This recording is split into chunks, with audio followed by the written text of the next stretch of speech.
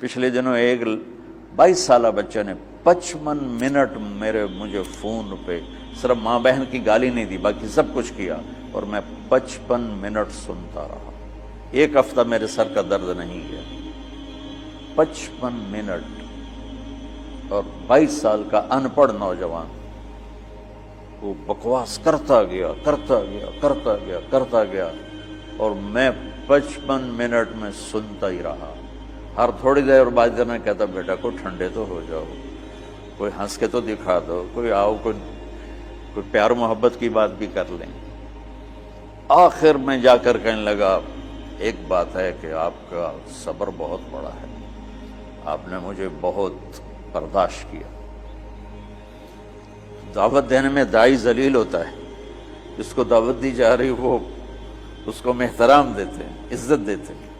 شرابی آ رہا ہے ہم عزت دے رہے ہیں، جواری آ رہا ہے، زانی آ رہا ہے، سود خور آ رہا ہے، تشریف لائی بیٹھ جائیے۔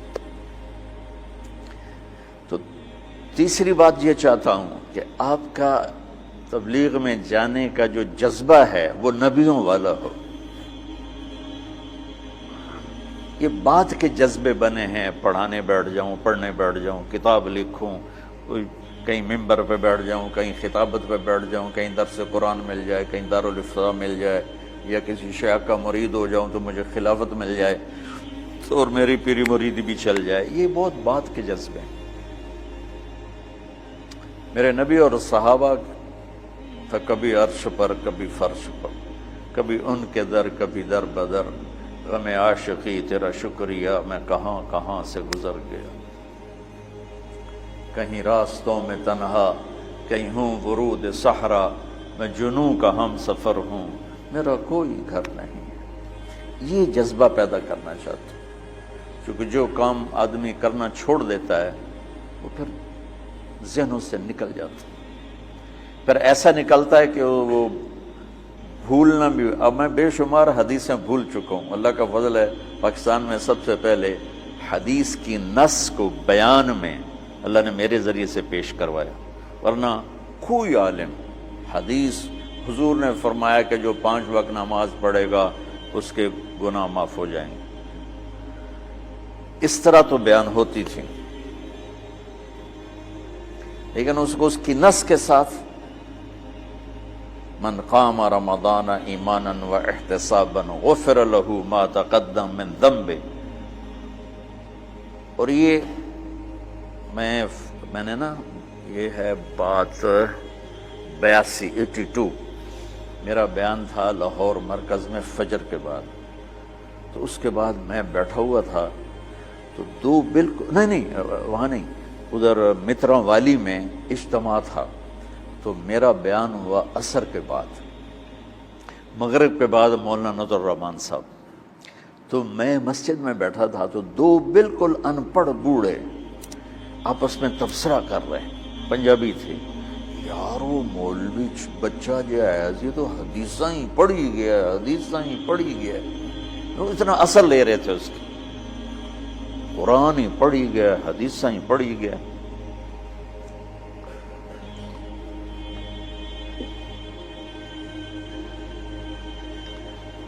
تو تمہارے تبلیغ میں جانے کی بشاشت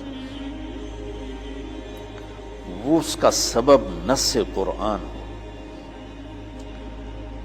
اور فرمان رسول ہو۔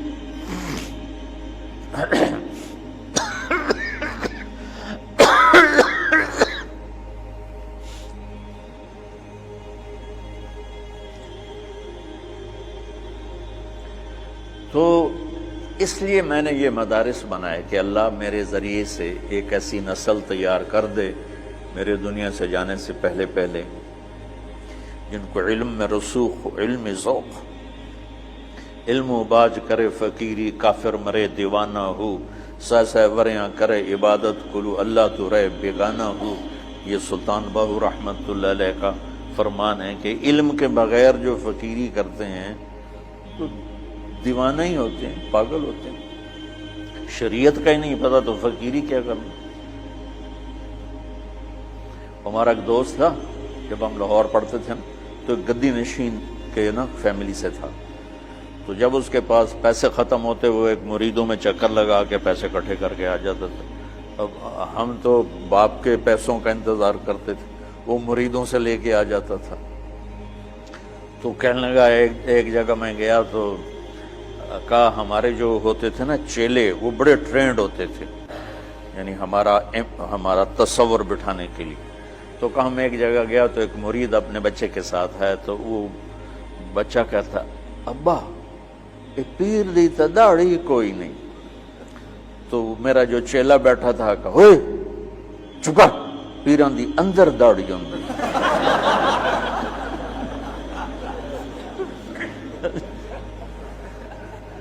پیران دی اندر داڑھی ہوندی.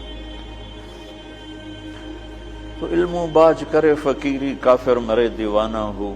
میں چاہتا ہوں آپ قرآن سے جڑو، آپ سیرت پاک سے جڑو اللہ کے واسطے. سکھ ریت روش منصوری نو، ہن ٹھپ رکھ کنز قدوری نو. ہادی نہ سمجھ ہدایہ، کافی نہ سمجھ کفایہ. کافیہ کو نا وزن شعر کی وجہ سے تبدیل کیا ہے. کافی نہ سمجھ کفایہ، کر پرز شرع وقایا. ایو دل قرآن کتاب ہے. قرآن سے جڑو، سیرت پاک سے جڑو، براہ راست اس سے اثر لو. عالمگیری میں یہ لکھا ہے، فتاوی محمودیہ میں یہ لکھا ہے، فتاوی رشیدیہ میں یہ لکھا ہے، فتاوی دارالعلوم دیوبند میں یہ لکھا ہے. وہ ہمارے سر آنکھوں پر ہے، لیکن ہم مستدل حدیث کو بنانا چاہتے ہیں، ہم سیرت سے اثر لینا چاہتے ہیں. میرے نبی نے یہ کیا، میرے نبی نے یہ. ٹھیک ہے ہم مقلد ہیں، ہم غیر مقلد نہیں ہیں، اور ہم علماء دیوبند کی تحقیق پر راضی ہیں. ہاں چھوٹا موٹا اختلاف تو ہر پڑھنے والا کرتا ہی ہے، تو اس کا مطلب یہ نہیں ہوتا کہ وہ اس سے نکل گیا ہے. جزوی اختلاف ہر جگہ ہوتا ہے. تو تم سیرت سے جڑو، تم قرآن سے جڑو، تمہارے اخلاق عالی شان، تمہیں اللہ کا پیغام پہنچانے کا تمہارے اندر جذبہ ہو. یہ تین چیزوں پر میں نے ان مدارس کی بنیاد رکھی. اس میں کامیاب ہو سکوں گا یا نہیں ہو سکوں گا یہ تو میرا اللہ ہی جانتا ہے، لیکن میری کوشش اسی پر ہے کہ میں،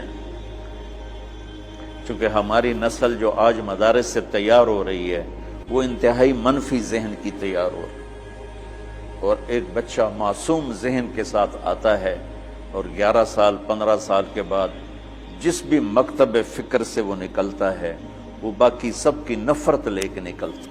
اس کے دل میں کسی کے لیے محبت اور ہمدردی نہیں ہوتی. اور یہ کتنی نادانی کی بات کہ اگر میں اپنے آپ کو اہل حق میں سے سمجھتا ہوں تو میرے ذمہ ہے کہ میں ان کی ہمدردی اور محبت میرے اندر اتری ہوئی جن کو میں اس راستے سے ہٹانا چاہتا ہوں.